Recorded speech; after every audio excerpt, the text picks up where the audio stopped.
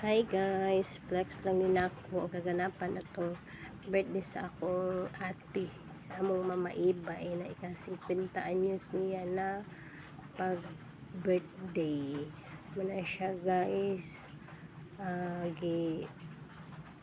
Gitaganahan gyud na siya og gamay hikay kay mag double celebration na siya guys, birthday niya plus thankful og dako namong pasalamat kay nag-success ang iyang operation since mga pila ka buwan usa ang iyang birthday.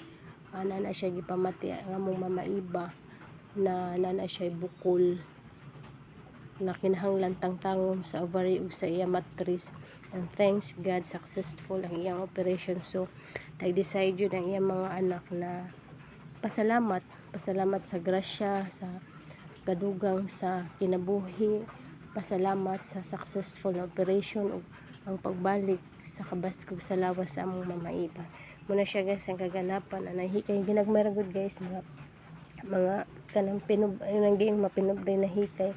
Ato siya na lechon guys, dili kay ito siya dako guys, mag 30 kilos ra to siya.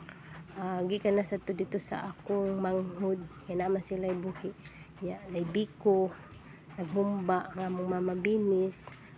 Muna siya kanindot sa probinsya guys, basta nahihikay kay magtinabangay og luto.